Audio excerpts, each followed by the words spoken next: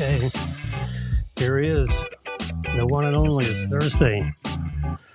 And I might have, who knows, maybe I have something to say that everyone could be interested in. A little background noise here from our good friend. The market went straight up after that report was issued about an hour ago. Twitter. Listen to this. Elon Musk just tweeted out a statement to Twitter advertisers. What did he say? I stand corrected. This deal is happening because now he's talking to the advertisers, which are important in this equation. And he says this: the reason I acquired Twitter is because it is important to the future of civilization to have a common digital town square, where a wide range of beliefs can be debated in a healthy manner without resorting to violence. I didn't do it to make more money. I did it to help humanity. That said, here's the money line. Twitter obviously cannot become a free-for-all hellscape where anything can be said with no consequences. So he's going to put some sort of parameters on free speech. Well, what parameters will he put? I have no idea. To have some content moderation. And he walks in there with a sink. Let this sink in. That's what he's... I guess when you're worth several hundred billion, you can do things the way you I love it. He's like a little kid. It depends, of course, on a number of things, Stu, but they are going up. But I'll tell you what, his cars are unbelievable. I happen to drive one. My wife was good enough to let me have one.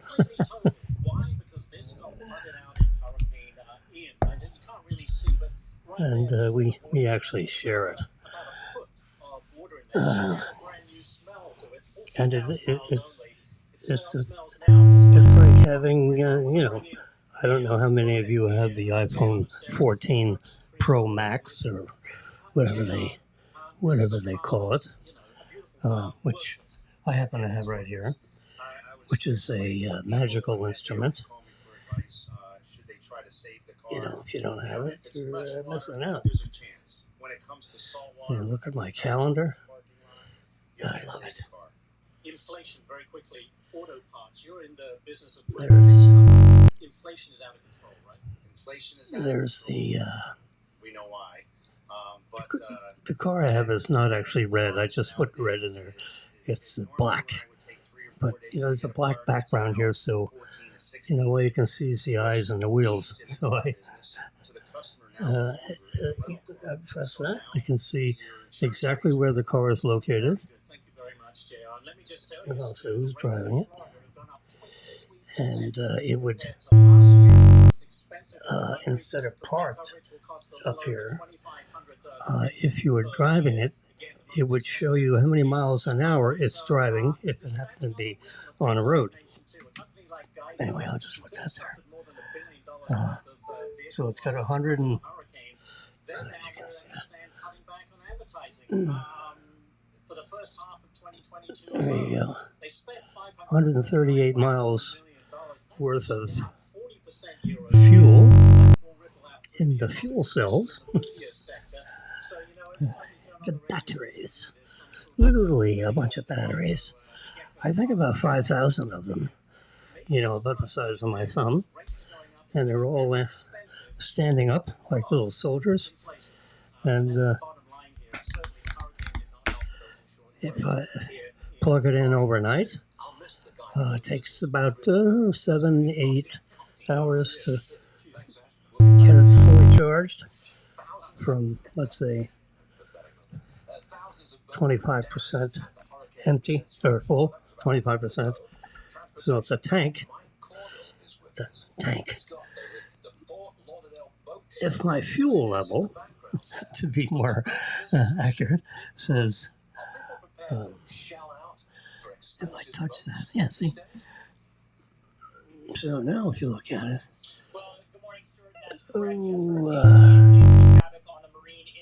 come on, baby, change that autofocus.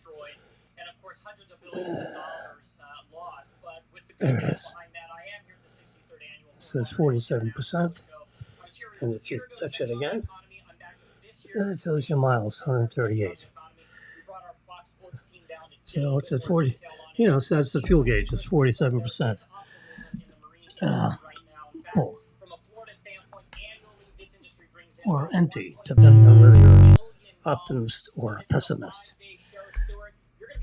So by the time we want to plug it in again, and we're in a multifamily building, and so it's on level 2 in our structured parking garage.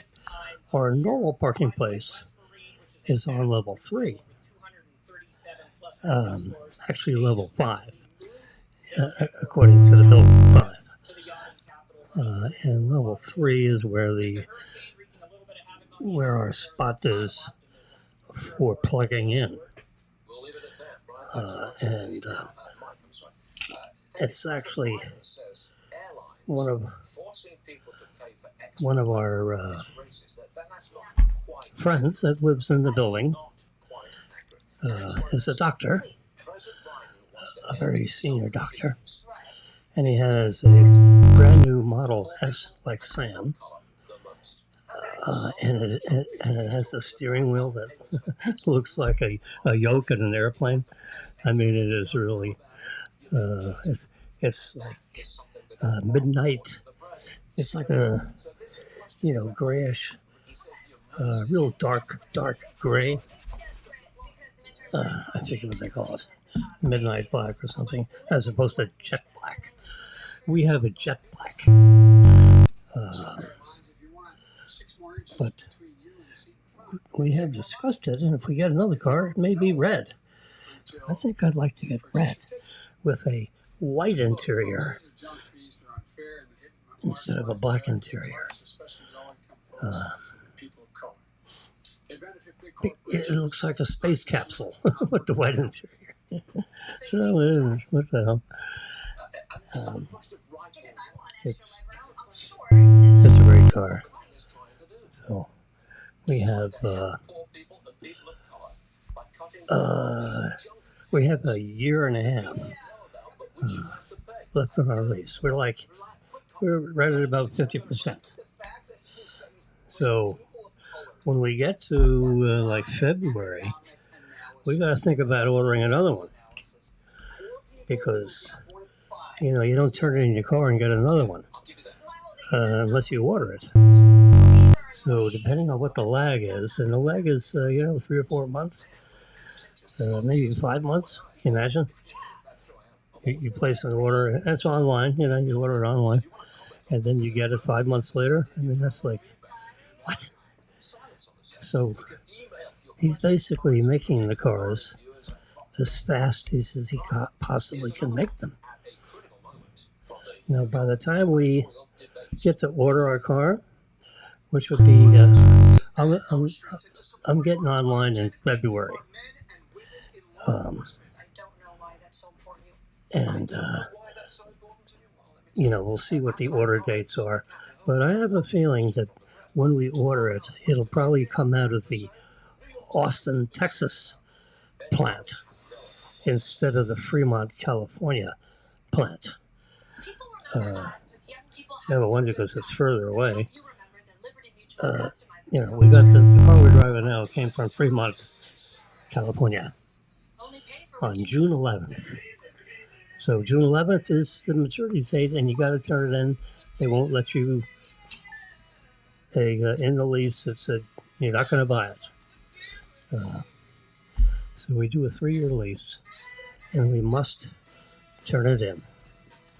It's in perfect condition. There's not a scratch on the paint. I mean, we're kind of lucky with that. No door dings. no stones. We haven't really been on the highway that often.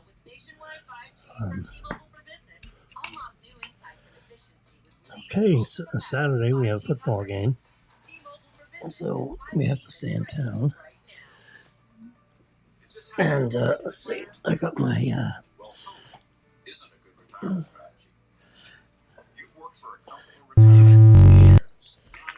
these things. These are our press passes. One for Maryland, one for Jimmy. So, and then they give you an FAU stadium people give you another thing that you gotta stick on here somehow for the but they're doodad. They control who gets on the field.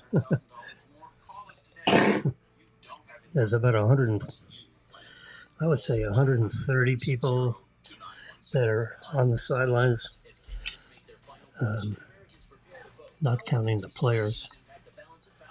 So there's a bunch of, you got television people, you got still image people, you've got a whole army of, what do you call it, interns that are taking, they're like sports media degree people. So, they have a closet full of cameras and lenses that'll, I've got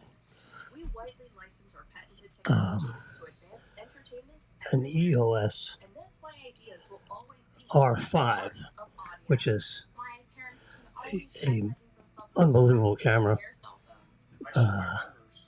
45 million pixels. Can you imagine? And Maryland's camera is 30 million pixels. 30 million pixels. Oh. So anyway, FAU has got, several. They probably got 10 of everything, and then a battery of lenses. They go from 3,000, from $1,000 to $3,000 a copy. Well, these sports people, they have to, they're in a degree program. They got to learn how to use all that stuff, and they get graded on the images that they take, and they use the images potentially in their publications and their promotional things to get people to come to FAU. They have a swim team, dive team. If you go to my website, I have a whole bunch of pictures that basically, let's see if I can I do that here? Right here. Wilson Pics. Let's just tap on that, see what happens. Safari cannot open this, so that's interesting. Let's try again. So what we're really seeing is people are love forever. When they see the movies on streaming, they're wanting more of it, and they're really coming back to the things that make them feel warm and fuzzy. Okay, we're going to squeeze in one final question, or no time for question, just going to give you one final shot, Stuart. That's the right... They dress up their dogs. Dog costumes have skyrocketed in popularity, and obviously you can tell why. Who doesn't want a cute little Chucky like that? I've had that before. Okay, so let's open up Chrome. CHROME. And papers in the way, cookies in the way. I wasn't planning on typing stuff in here. Oh, would like to find the kind of device. Yeah, okay. www.416 hyphen, well, there it is right there, image repository. Apparently I've done this before. And I hated sticking my fingers. Then I what's the matter? I just glanced at my phone. This is like My glucose number. Wow. My A1C's dropped over hyphen. Yeah, it should be it. 2.2. That's a huge victory. Gosh. 5 minutes, fellas. 5 minutes. Appreciate it, man. Oh, okay, you getting that bed in before the The board, IP huh? server. Back A all the way. What? Well, that's kind of a problem. KG, I understand why you said it, but it's LA. Jay, are you serious? You know what? It's LA. Oh, yeah. Because it's LA. You know what? You're I mean, that's like my main site with that. Several 100,000 pictures. We don't want to lose that site. Oh, anyway, so that'll be something to do. Figure out why I can't get this site. Details. My internet connection's okay. It's money from oil. Oil they sell to Americans. And now they're driving gas prices even higher. The Saudis are using oil. Let's try this. Exhibition coffee to distract you from their policies of oppressing women, murdering journalists, Let's just, and whoops. supporting the 9/11 terrorists. It's good to have help, because the right information at the right time may make all the difference. At Humana, we know that's especially true when you're looking for a Medicare supplement insurance plan. That's why we're offering Nope. 7 things every Medicare All right, supplement let's try. should have. It's yours free, just for calling the You. number on your screen. And when you call, For you. a knowledgeable licensed agent producer can answer any questions No, you I don't have want WordPress. and help you choose the plan that's right for you. The call is free, and there's no obligation. You see, Medicare covers only about 80% of your Part B medical expenses. The rest is up to you. That's why so many people purchase Medicare supplement insurance plans like those offered by Humana. They're designed to help you save money and pay some of the costs Medicare doesn't. Depending on the Medicare supplement plan you select, you could have no deductibles or co-payments for doctor visits, hospital stays, emergency care, and more. You can keep the doctors you have now, I can't ones seem you to know and get trust, with no anywhere. referrals needed. Plus, you can get medical care anywhere in the country, even when you're traveling. With Humana, you get a competitive monthly premium and personalized service from a healthcare partner working to make healthcare simpler and easier for you.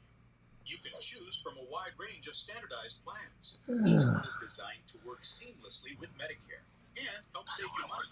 So how do you find the plan that's right for you? One that fits your needs and your budget. Call Humana now. Twitter The number on your references. screen for this free guide. It's just one of the ways that Humana is making healthcare simpler. And when you call, a I show up knowledgeable on Google. licensed agent Ooh. producer can answer any See, questions you that's all have and WordPress help stuff. you choose the plan that's right I for you. know, there's something. The call is free and there's no obligation. I'll figure it out.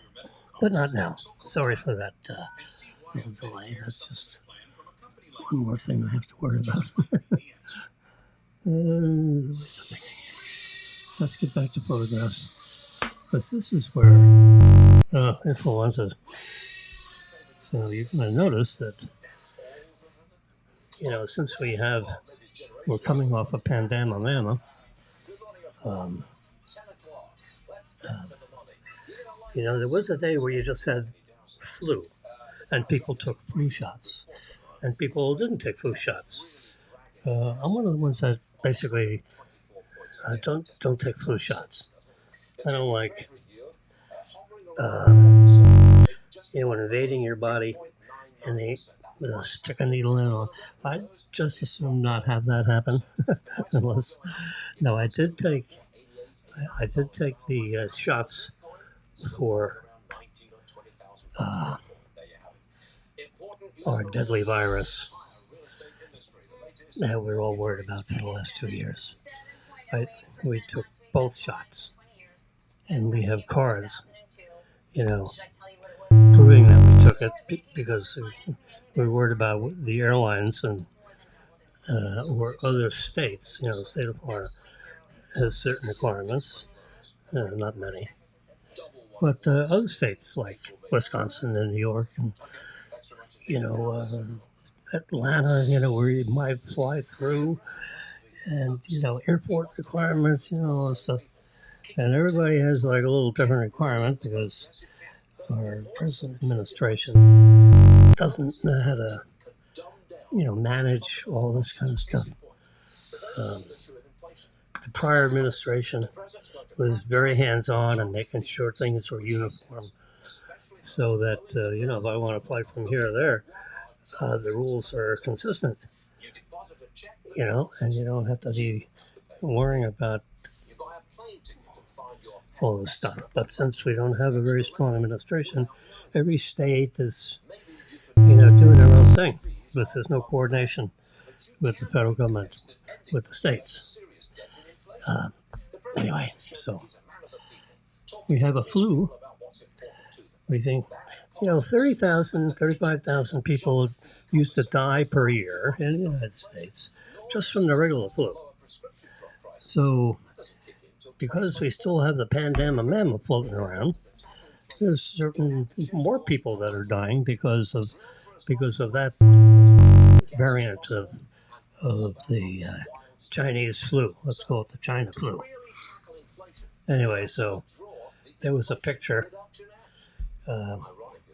in an article that I was reading where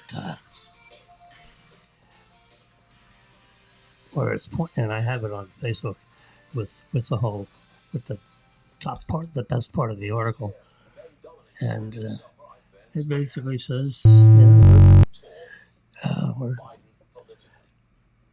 we're going to be in for a combination of the regular flu and the other flu.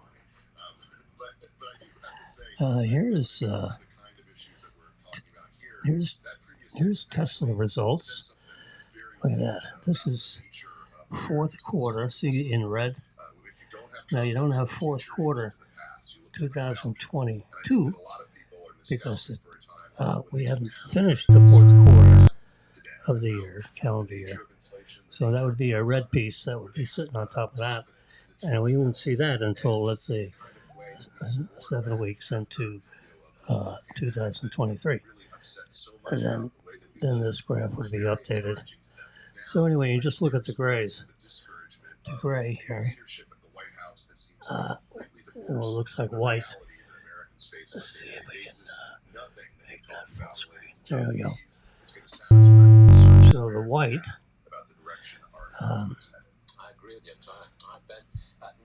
Is, let's turn down the brightness a little bit.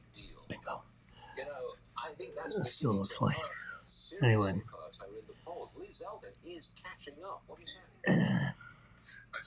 You can see the growth, which is like, he says, the fourth quarter is going to be 50% more than it was last year. And this is definitely 50% more than that year. And, that's like 70%. Yeah.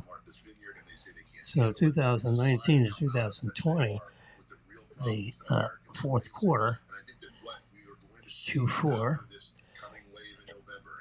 if I were to be a guessing man, looks like 70 or 80% more. This is deliveries. This is deliveries of cars. Anyway, that's just like a crazy, unbelievable amount of. Yes, you can see it on here. Anyway, so the magic to let's see if I can get it. There we go. Yeah, see, I can do whatever. That's Model Y. That's Model 3. And then Ford, Mustang. These are electric cars. Here's the Tesla Model X. The Model S is up here in green. So everyone's got a share of the market, and the Model 3 and the Model Y is more than half of the entire market with everything else combined. I really like this story. And To roam the city. now all this will change, and they'll take up more and more of the market share as this Tesla's got a head start, but they're going to do 50% more next quarter than they did in the prior year, same quarter a year ago. So they have a big piece of the whole market share, and they're making money. They're very extremely profitable. So remember, it took a while for Tesla to get going, but remember, Tesla, Elon Musk, and their 1,000 engineers. Let's turn these guys down. These two are screaming their brains out. The Tesla, Elon Musk, took extra time to create these factories that has a lot of robotics in them. Elon Musk calls it the machine. He calls the factory, the whole factory, a machine that makes a bunch of machines. And each machine is cars. It pops out cars. So he's got the machine that makes machines. So the factory is a key in how Tesla can come out with these cars that are so, knock on wood, incredibly reliable. You walk up to the car and it automatically basically unlocks itself and presents itself for you to get in the car. It recognizes who you are because your iPhone is your key. And I see it says set up a phone key, so I have to, next time I get in the car, I have to take my card, my Tesla. They give you 2 credit cards,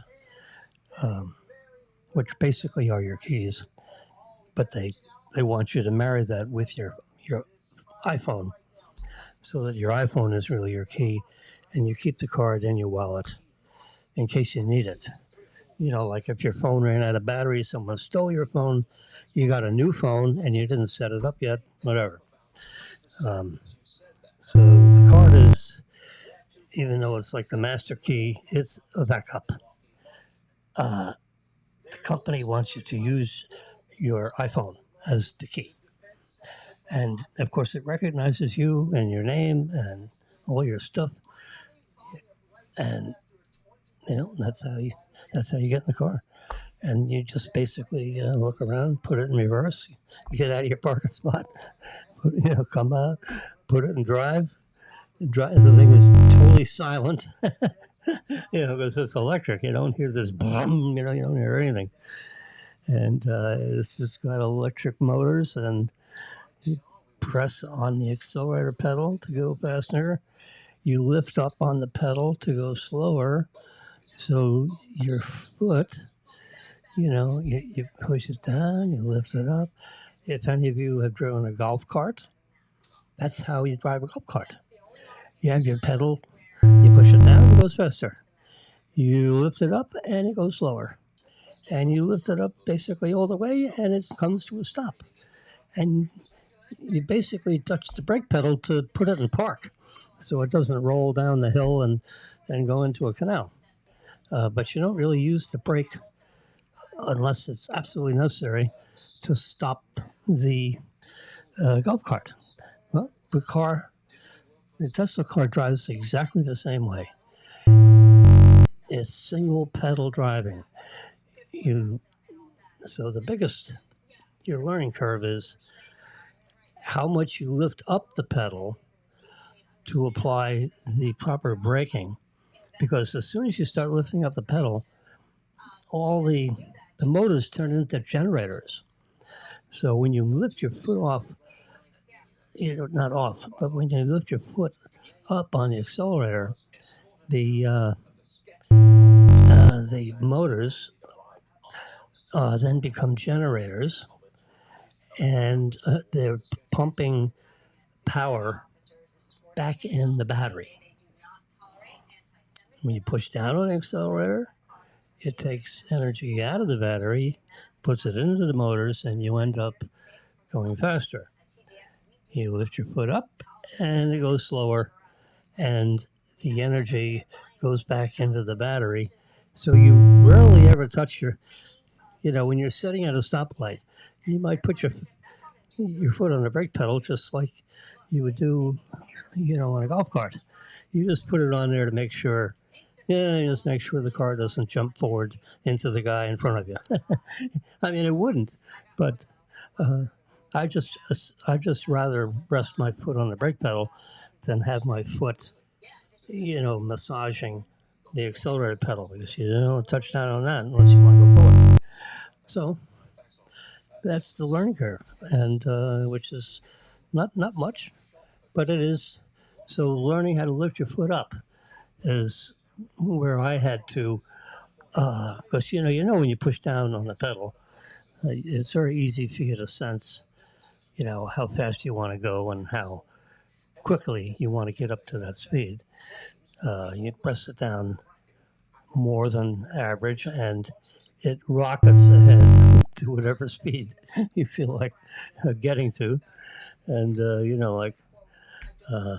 but driving around local streets, you're not going to go more than 35 miles an hour. So I mean, you can rocket up to 35 miles an hour, which I've done occasionally, because it's like this experiment of driving this car. It's like there's so much power. The acceleration is breathtaking, particularly when you're driving up an on ramp to get on a highway. Ooh boy, I love to just slow down so there's like no one in front of me and just rocket up to 65 miles an hour, or whatever the I-95 speed limit is, turnpike speed. Anyway, very, very amazing.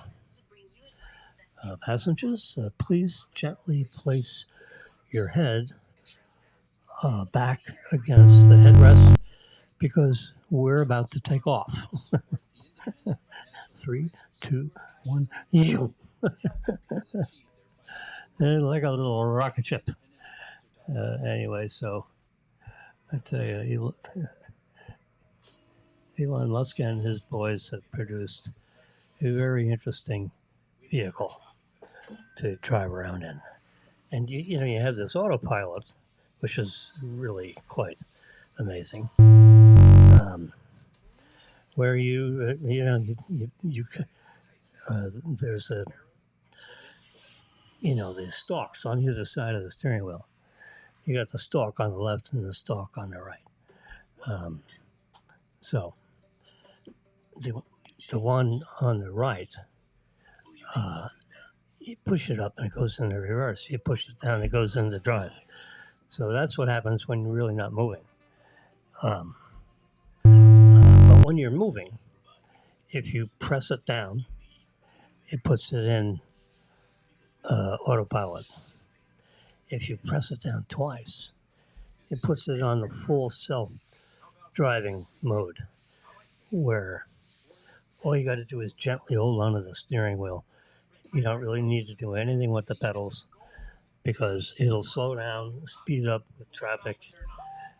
You set it to a maximum, so in case there's no one in front of you, you'll accelerate gently to the speed limit that you have decided. And if someone cuts in front of you, then the car will slow down, keep a proper following distance. You can adjust that following distance. And if you turn, so you're cruising along, and if you hit your turn signal, it automatically looks around to see when is the right time for you to get out into, to get into the left lane, the faster lane, assuming you got a car in front of you that's not going fast enough. So it is like it does that automatically. No, you have to pay extra for that the full self-driving mode, where you basically type in an address and where you want to go, and the car will take you there. It'll do all the turns. It'll navigate in your city. It'll get out on your highway and take you up to whatever address you want to go to in Atlanta or wherever the hell you want to go. And that feature is presently a $15,000 add-on, so it's quite expensive. Or you can pay $200 a month as a charge. And for the month that you're driving, where you want full self-driving.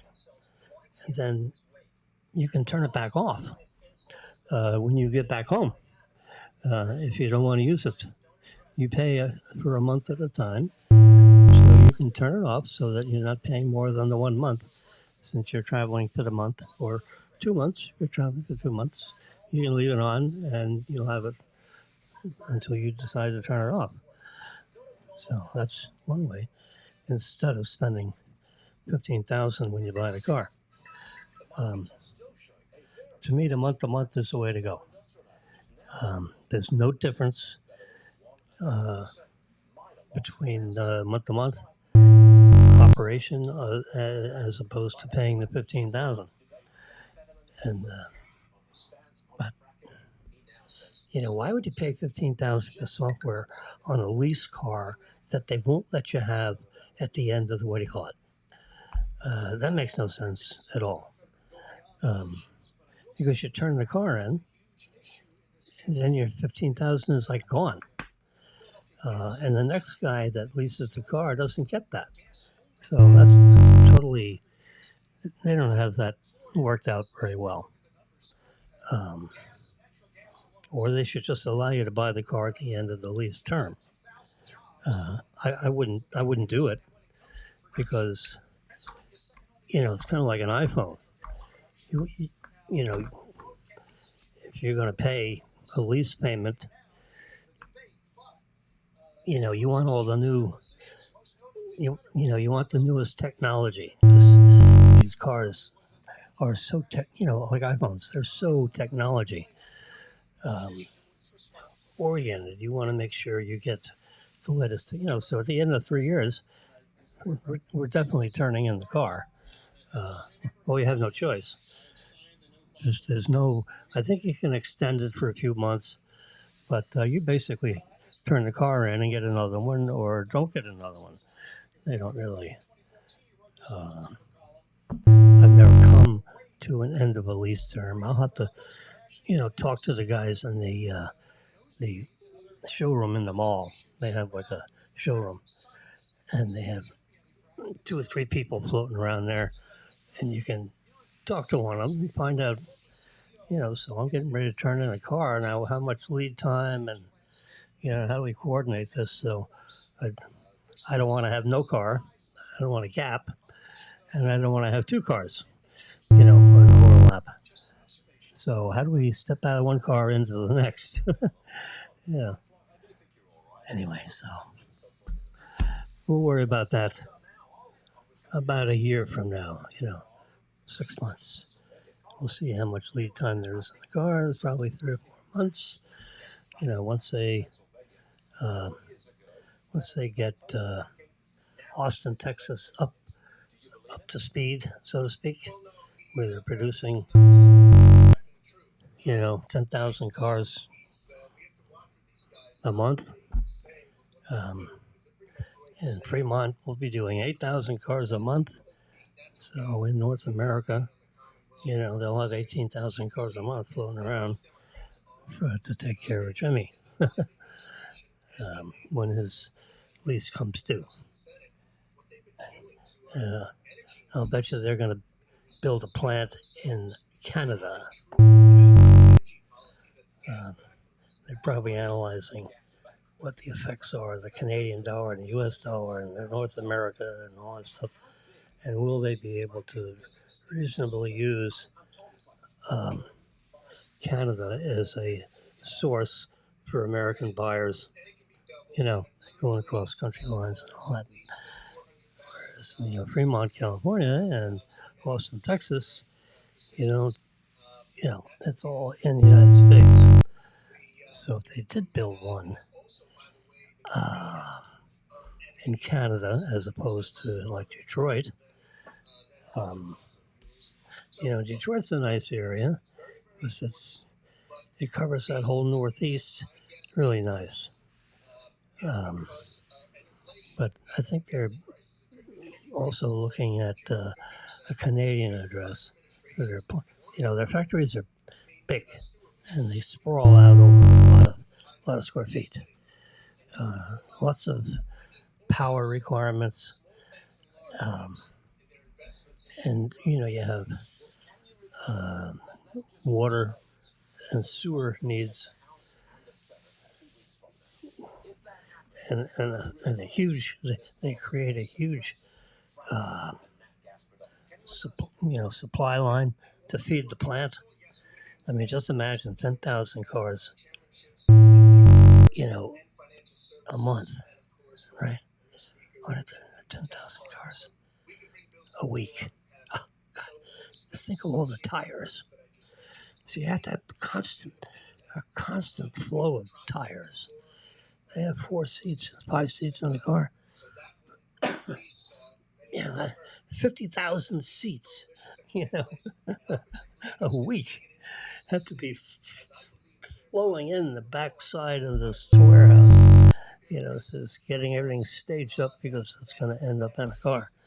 And all these devices and 10,000 onboard computers that have to be, and the wiring harnesses and, the battery, the motors. Oh my God. It's a huge, requirement, the supply line. If there was a shortage in one thing, it stops the line.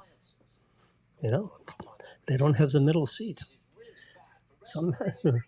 There's some failure. The middle seat's not being manufactured at the proper rate, and all of a sudden they can't deliver the cars with a seat missing. So the old story where your chain is only as good as your weakest link. Anyway, so that's the so not only you have the supply line and the buffer, so in case something slows down, the buffer can be used, so you don't end up with a bunch of cars without the middle seat, as an example. So anyway, Tesla factories are, that's this whole picture of how many cars they make in relation to the whole world. And my son needed a, get rid of this. I was looking at, just looking at, see this airplane right here? This airplane right there? It's got propellers. 1, 2, 3, 4. It's a short takeoff and landing. It has some, shorty wings, but it can take off going pretty much straight up. So it doesn't need, a runway to get airspeed on the wings. It'll basically take off, straight up. And then the props, it looks like this rear props are, I don't think they rotate on the wing. I think they're fixed. So I think basically you lean, you go nose down a little bit to get the props at a different angle of attack. So you get forward motion. It'll go 100 miles an hour forward. It does not have a pressurized cabin, although it looks like it could. Seats two, and as they say, there's two people and not much else. So there's not a lot of baggage, where you have a place to put baggage. There probably is something behind there. You can have a battery and a spare battery. It's a lithium battery. It's, I think it was 48 kilowatt battery, 47 or 48 kilowatt battery. And it runs for, I think, for an hour. Or, yeah, something like that. 100-mile range, runs for an hour on a battery. Then you charge it up and get back in there and run it back. Or you have your spare battery and you just, when you land, you just change batteries and use the second battery to get home. It requires a pilot's license, but you do not need a helicopter license. Although I imagine the stick is very similar to a helicopter, except these props are rotating at a faster rate. A helicopter blade runs, 400 to 600 RPM, revolutions per minute, but it's big. Yeah. The blades are, 10 feet, 20 feet, 25 feet in diameter, the rotation. So when you get that going, and it has a variable pitch, so you get that sucker spinning at 500 RPM, and then with your stick, you pull back on the stick to go up, right? And the pitch changes on, if you're in a helicopter, so that it's cutting the air a little deeper rather than just running flat. And you gently go up. And once you feel like you're up and around 10 feet, you can pull back on that joystick further and you get up to 400 or 500 feet. The helicopters generally are in that 500 foot to 1,000 foot altitude.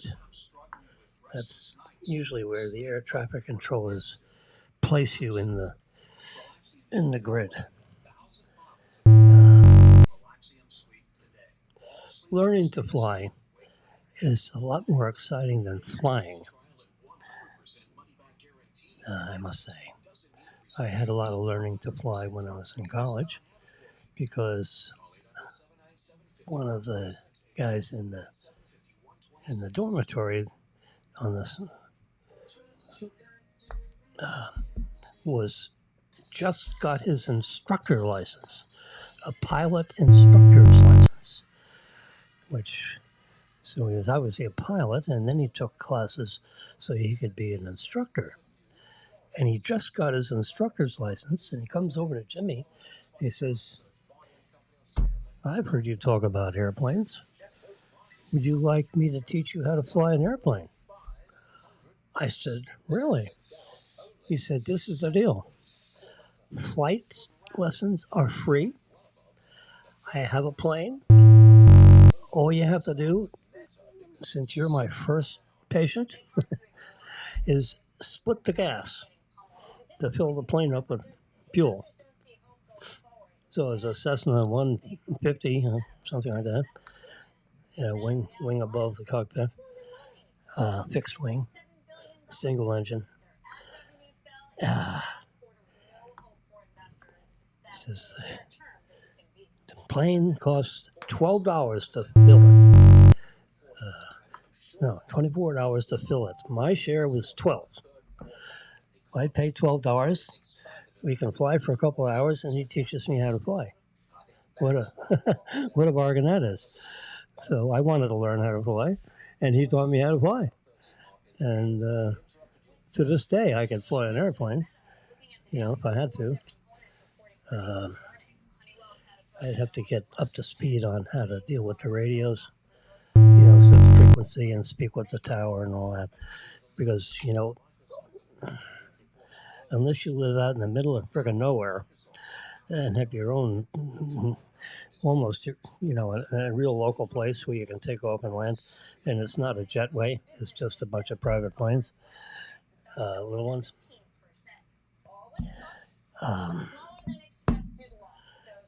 Then you don't really have an air traffic controller telling you where to go and your altitude and your direction and all this stuff. But when you're flying around in an area like where I live right now,